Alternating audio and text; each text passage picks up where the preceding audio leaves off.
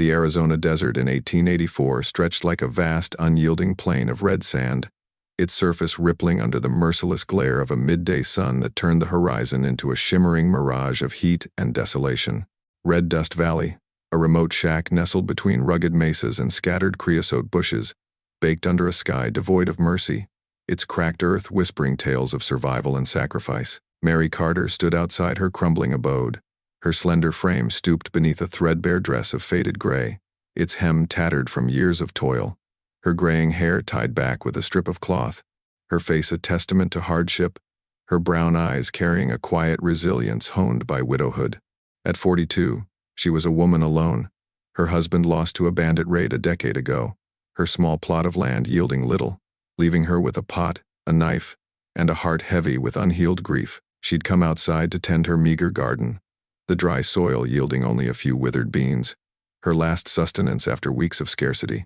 The shack was a rare haven, its solitude a stark contrast to the chaos of towns, its silence broken only by the creak of wind against the wooden walls and the occasional scurry of a lizard. As Mary stirred her pot over a small fire, a figure staggered into view, a man, gaunt and dust-covered, his broad shoulders hunched beneath a tattered coat, his boots worn to shreds, his face lined with exhaustion, his blue eyes pleading for mercy. "Water," he rasped, collapsing near her fire. Mary's heart clenched. She'd heard tales of wanderers broken by the desert, and this stranger, near death, stirred a memory her husband, lost to raiders, a loss that had left her hollow. Against her better judgment, she scooped a portion of her last beans into a bowl, her hands trembling as she offered it to him. "Eat," she said, her voice gruff but kind. "It's all I have." The man, accepting with a nod, introduced himself as Thomas Reed, his voice weak but grateful. "Thank you, ma'am. I'm in your debt." Mary met his gaze, her calloused hands steadying the bowl. "No debt, just human." Thomas ate slowly, his strength returning, his presence a disruption to her solitude. The next morning, as the sun rose, the valley's quiet, shattered footsteps approached, many of them, soft and deliberate. Mary grabbed her knife, Thomas rising with a stick, and saw them, a diverse group of men, women, and children, their faces etched with hardship, their clothes tattered but hopeful, emerging from the shimmering heat like a mirage. At their head was Thomas, now revitalized, his coat patched with new cloth. "Mary Carter," he said, his voice firm, "this is my community, exiles from a raided settlement. You saved me, and we've come to repay you." Mary's heart pounded. The group carried gifts, baskets of food, blankets, tools, stacking them outside her shack like an offering.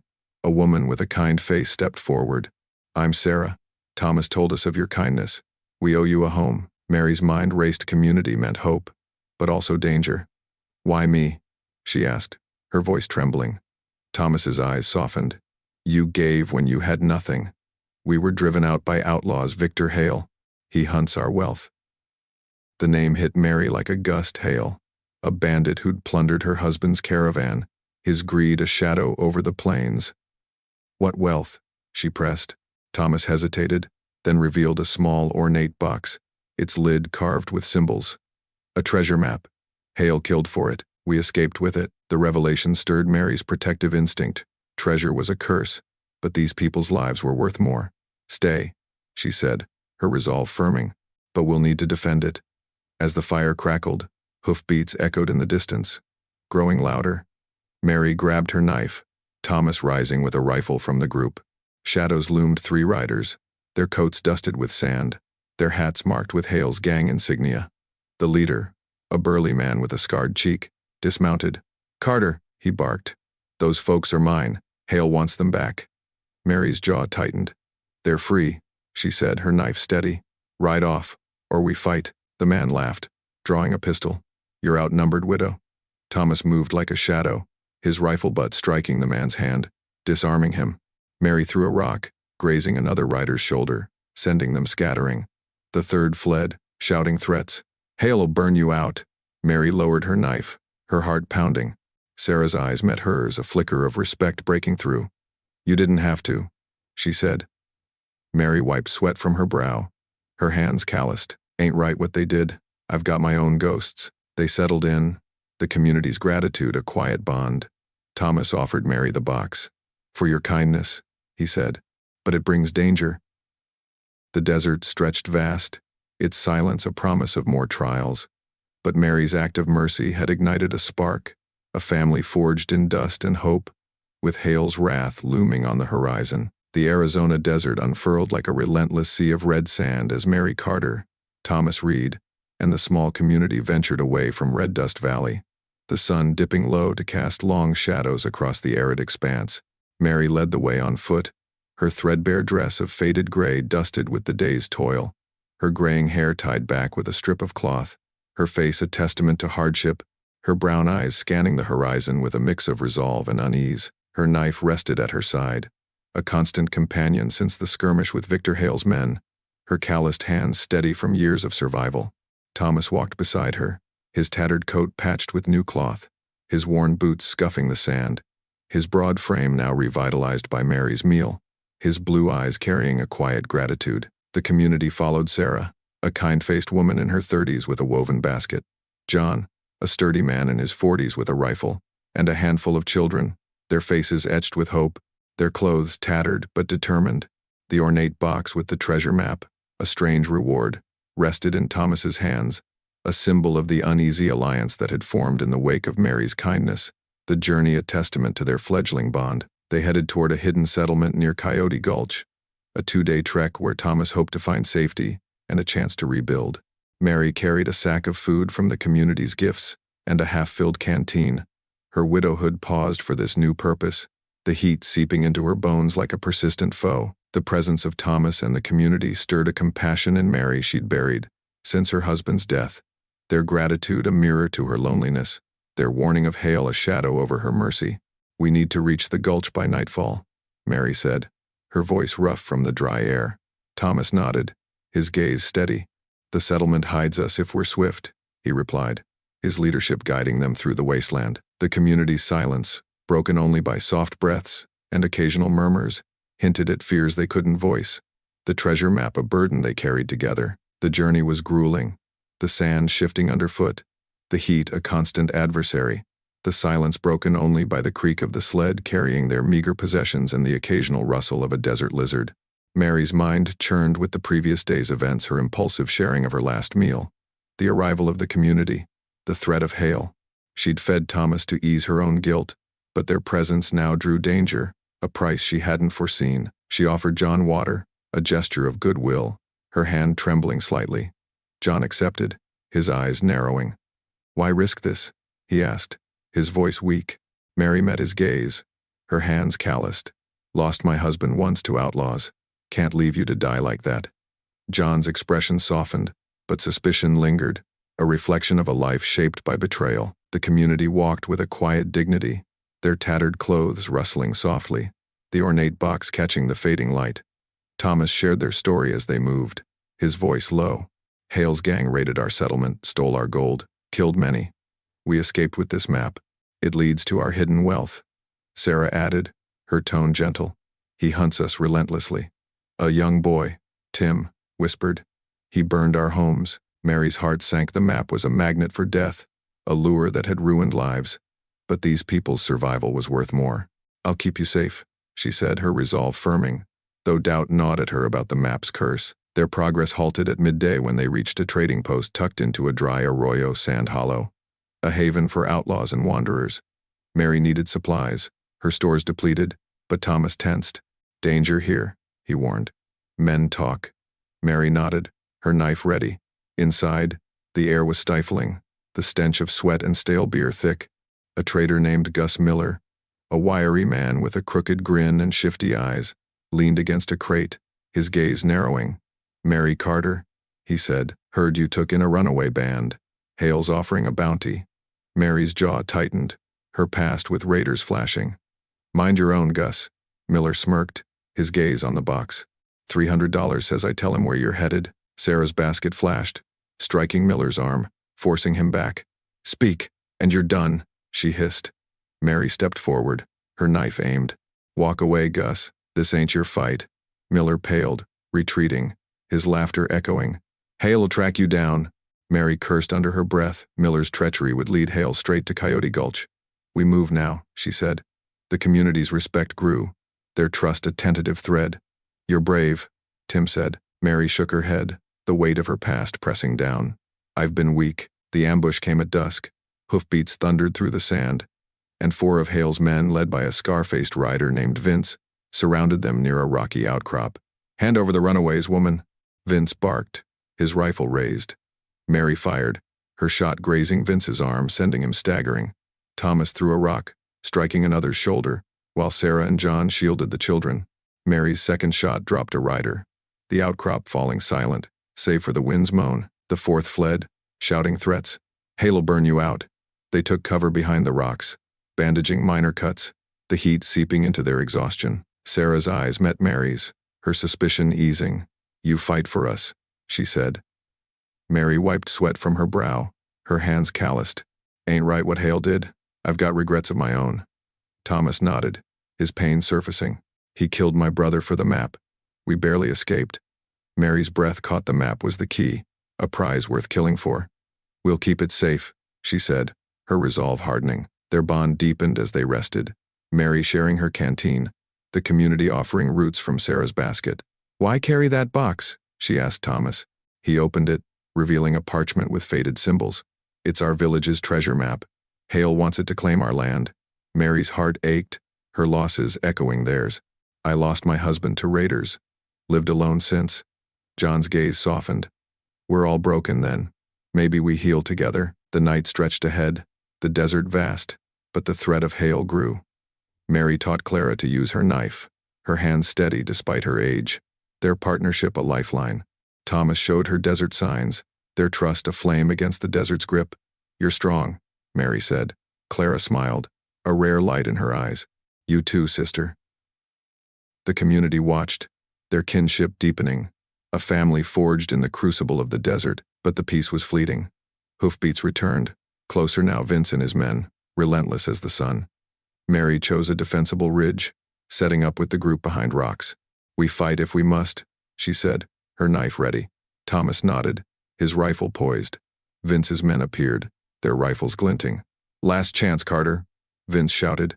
Mary threw a knife, striking a rider's arm, but an arrow grazed Thomas's leg, drawing a cry. Sarah shielded him, her basket a barrier, while Kono's men struck, their spears felling too, forcing the attackers to retreat. They bandaged Thomas's leg, Mary's hands gentle.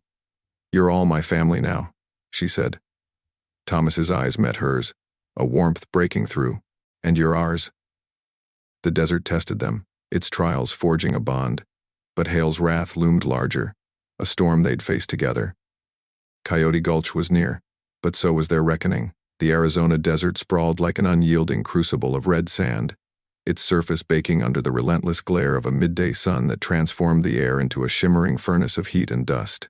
Mary Carter, Thomas Reed, and the small community pressed onward, the wagon creaking behind Mary's steady hands, the weary mare straining through the shifting dunes with a labored gait. Mary's threadbare dress of faded gray was soaked with sweat, her graying hair clinging to her neck, her knife resting at her side, her face a testament to hardship, her brown eyes scanning the horizon with a mix of resolve and exhaustion.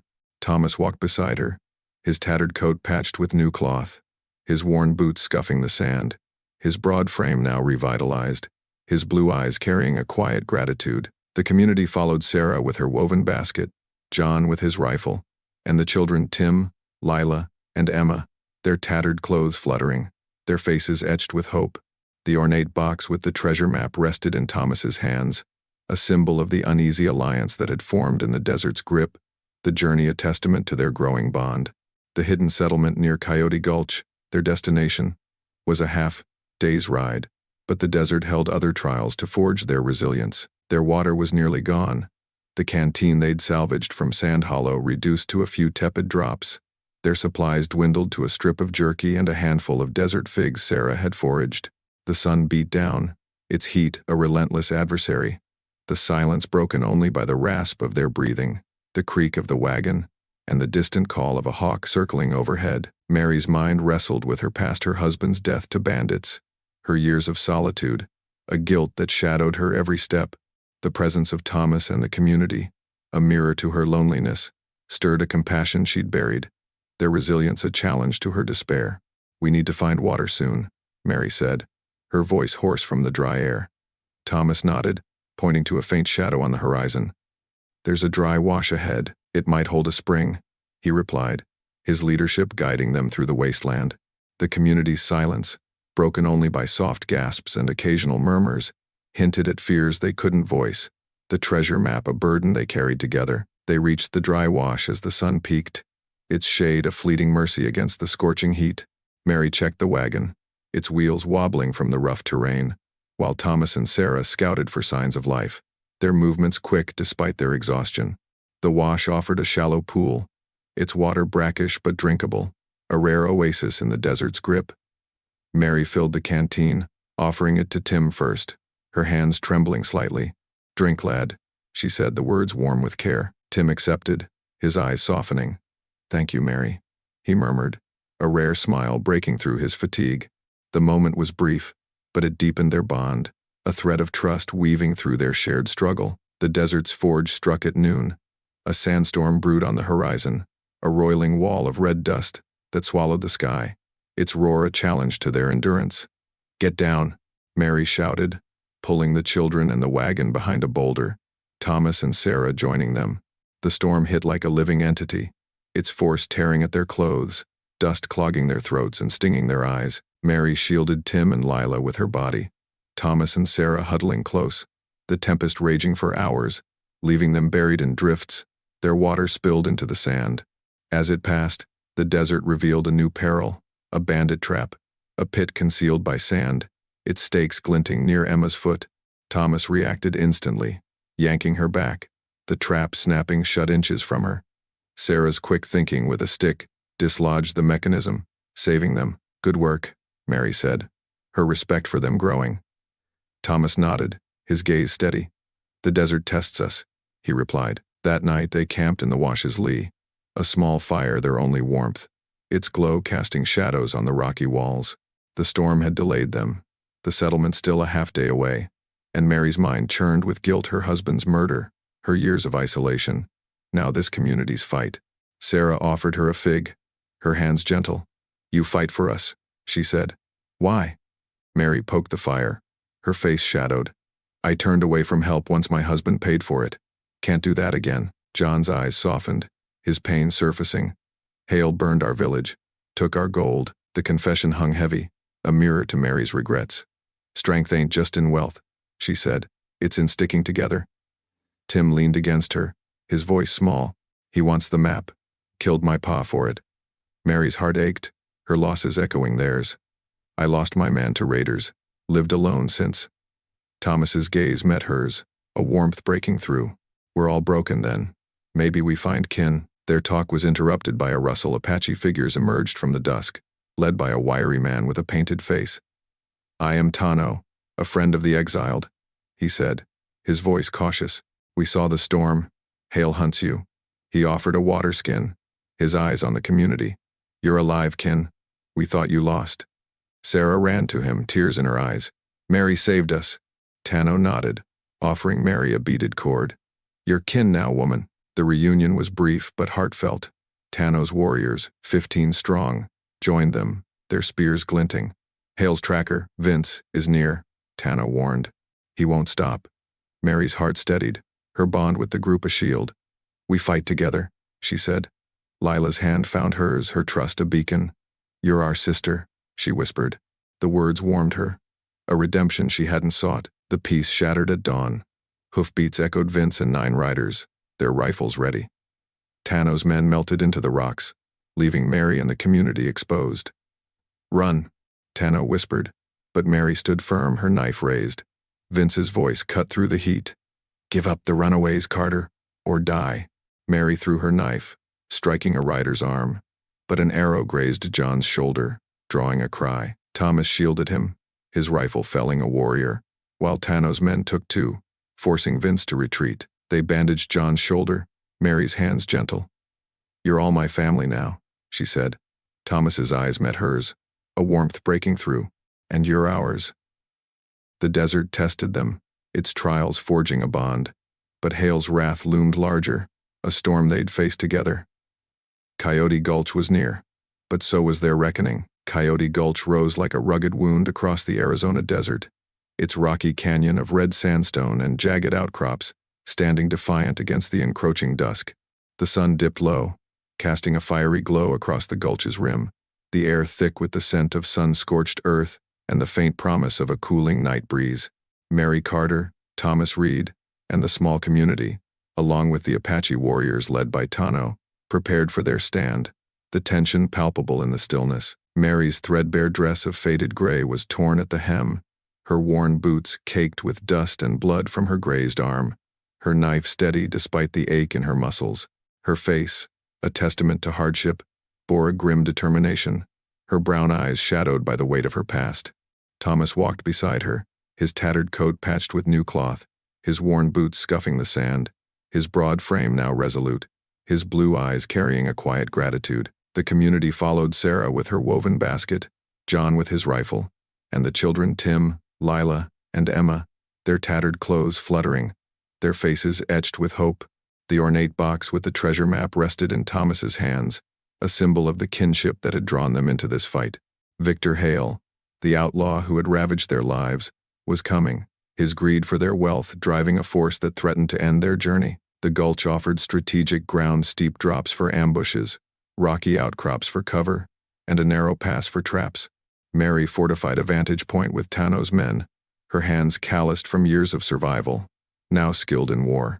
Thomas rigged tripwires with twine, his movements precise despite his exhaustion, his rifle glinting in the fading light.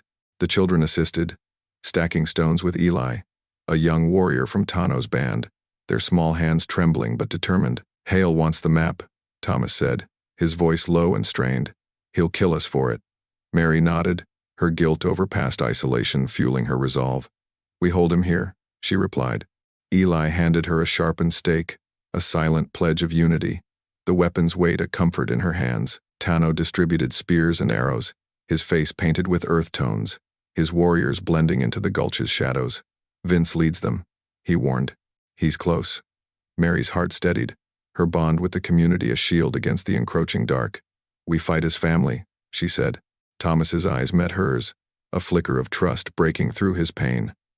"You're our sister," he said, his words a balm to her wounded spirit. The sentiment lingered, a redemption she hadn't dared hope for, as the wind carried the distant sound of approaching hooves. As dusk deepened, the air grew taut with anticipation, the gulch's silence broken by the crunch of boots on gravel. Victor Hale rode in with a dozen men, Vince at his side, the tracker's scar-faced grin a harbinger of violence. Hale, a broad man in a black duster lined with stolen pelts, dismounted and called out, his voice a thunderclap against the cliffs. "Carter, hand over the runaways and that map, or this gulch becomes your grave." Mary stepped forward, her knife raised, her voice firm despite the heat. "You'll have to take them over my dead body, Hale," she shouted, her breath visible in the cooling air. The stand erupted like a desert tempest. Hale's men charged, their rifles and revolvers spitting fire through the dusk. Mary's first throw of her knife struck a rider's arm, sending him reeling, her precision honed by years of necessity. Tano's warriors struck from the shadows, their spears felling two more, their movements silent and deadly. Thomas triggered a tripwire, a dynamite cache salvaged from an old settler's stockpile exploding and sending a shower of sand and rock, scattering the attackers. But Hale's numbers were overwhelming, and Vince's rifle was a relentless predator, his bullet grazing Mary's side, drawing a sharp hiss of pain. Thomas pulled her behind a boulder, his leg wound seeping anew. "Stay alive," he growled, firing a shot that struck a man's chest, his aim unwavering despite his fatigue. The gulch became a battlefield, its echoes ringing with gunfire and the thud of falling bodies. Mary threw another knife, dropping a rider, the heat numbing her hands but not her resolve. Tano's warriors fought with primal fury, their spears piercing the fray, while the children and Eli lobbed rocks, their small forms a surprising force. But Hale's voice cut through the chaos. "Thomas, give me the map, or they all die." He held a pistol to Tano's head, the warrior's spear shattered, his eyes defiant. Thomas's heart sank, the box clutched tight. "No," he cried, his voice raw with emotion. Mary's mind raced, she couldn't lose another family. She signaled Tano's men to hold, her gaze locking with Thomas's, a silent plea for a plan. Thomas stepped forward, his stance defiant despite his wounds. "Hale betrayed our village," he shouted, his voice carrying over the wind. "He sold us to settlers for gold, left us to die when we resisted." The revelation hit Mary like a thunderclap. Hale's greed wasn't just for profit, but for the map's secret, a guide to wealth her people had guarded. Hale laughed, his pistol steady. "Then you all die with your lies." But Mary moved, shoving Thomas and the children aside as Vince fired, the bullet tearing through her chest. She fell, blood pooling in the dust, her knife slipping from her grasp. "Mary, no!" Thomas roared, lunging to her side, his hands trembling as he pressed against the wound. Tano's warriors charged, their spears a blur, felling 3 men in a surge of vengeance. Eli struck with a rock, stunning a rider, while Sarah and John threw their basket and rifle stock, distracting another. Jacob tackled Vince, their struggle a tangle of fists and sand, until his strength faded, his vision blurring. Thomas's rifle barked, the shot piercing Vince's heart, ending the tracker's threat. Hale roared, charging with his pistol, but Tano's spear found his chest, bringing him down. The remaining outlaws fled, their horses vanishing into the dusk. Mary lay back, her breath shallow, blood soaking her dress. Thomas knelt beside her, tears streaming down his face. "Sister, no," he cried. Mary's hand found his, her voice weak. "You're free, Thomas. Lead them home." Her eyes met Tano's, a silent plea. "Take them to safety." Tano nodded, lifting her gently. "You're one of us," he said. The gulch fell silent, the air heavy with dust and sacrifice. Hale was defeated, his men scattered, but Mary's loss was a wound deeper than the heat. Thomas cradled her, his grief a mirror to her past pain. Sarah, John, and the children approached, placing the box and their possessions, basket, rifle, toys on her chest. "She was our hope," Sarah said, her voice thick. "Now she's with the spirits." The Apache carried her to a pyre, their chants rising, a tribute to her courage that echoed through the gulch. Thomas stood, his guilt eased by her words, his promise to honor her a new purpose. The gulch smoldered, the air heavy with loss and victory. Tano offered Thomas a place with the tribe, and he nodded. "I'll honor her at the settlement," he said, his voice steady. The journey to Coyote Gulch had broken Hale's grip, but Mary's sacrifice would resonate in the desert silence. Thomas's redemption was hers, and the map her people's legacy would guide their future. The dawn broke over Coyote Gulch, a fragile light spilling across the red sands, where the embers of Mary's pyre glowed like the last whispers of a fading dream. The air was thick with the lingering scent of smoke and the dry, earthy aroma of the desert, the vast Arizona wilderness reclaiming the battlefield with a quiet, unyielding peace. Thomas Reed stood at the gulch's edge, his tattered coat patched with new cloth torn and dusted with ash, his worn boots planted firmly in the sand, his rifle resting against a boulder. His face, broad and lined with hardship, bore the weight of grief, his blue eyes glistening with unshed tears, the guilt of his past, softened by Mary's final words. The ornate box with the treasure map, her strange reward, hung around his neck on a cord, a symbol of the kinship that had brought him to this moment. Victor Hale, bound and defeated, slumped against a rock, his outlaw reign shattered, his greed no match for the courage of a widow and her adopted family. Sarah, John, Tim, Lila, and Emma, the surviving members of the community, stood beside him, their tattered clothes fluttering in the breeze, their small hands clutching their possessions, basket, rifle, toys, their faces reflecting a mix of sorrow and hope. Tano, the Apache leader, flanked them, his spear lowered, his painted face etched with both loss and pride. The Apache warriors, led by Tano, moved with a solemn reverence, their faces mirroring the canyon's crimson hues as they gathered around Mary's pyre. The flames had dwindled to a gentle glow, the sand around it darkened by melted wax and ash, a testament to her sacrifice. Tano knelt, offering a prayer in Apache, his voice a deep chant that reverberated through the cliffs, honoring a woman who had transcended her role as a savior and sister. Thomas watched, his hands trembling as he placed her knife once her shield onto the pyre, a silent vow to carry her legacy forward. The community joined him, each adding their treasures, Sarah's basket, John's rifle stock, the children's toys, their offerings a tribute to her courage. "She saved us," Sarah said, her voice soft but resolute. "You kept her promise."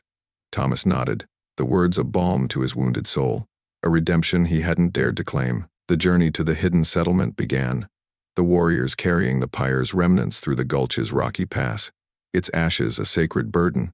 The trail was treacherous, the sand shifting underfoot, the heat of the day giving way to a cooling breeze that carried the promise of renewal. Thomas walked with them, his leg aching from the graze but his spirit lifted by their unity. The settlement emerged a sheltered valley nestled between towering mesas, its floor dotted with mesquite and a faint shimmer of a spring fed by an underground stream. The Apache survivors and the community greeted them, their faces etched with grief for Mary but warmth for her savior. Tano led Thomas to the spring, its waters clear and life-giving, reflecting the cavern walls adorned with painted symbols and woven mats, a sanctuary Mary had died to protect. Her spirit guards this place, Tano said.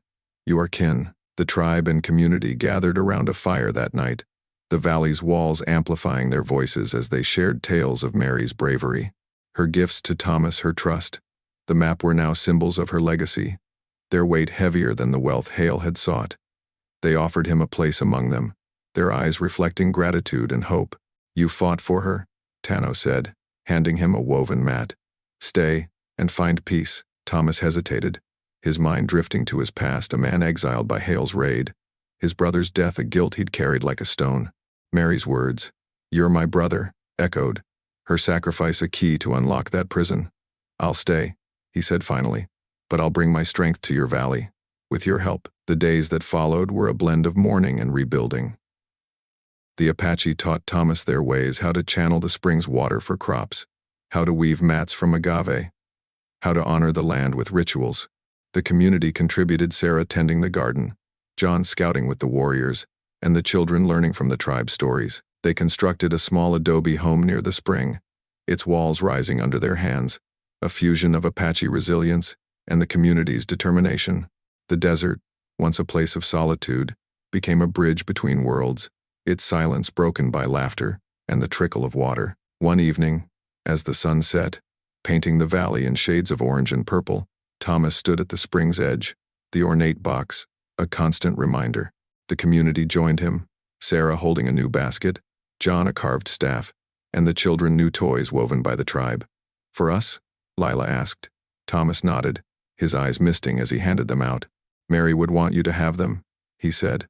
Emma smiled, a rare light in her young face. She gave us a home. The sentiment lingered, a bond forged in the crucible of the desert. The tribe and community celebrated with a feast, their songs filling the valley, Mary's name woven into the melodies.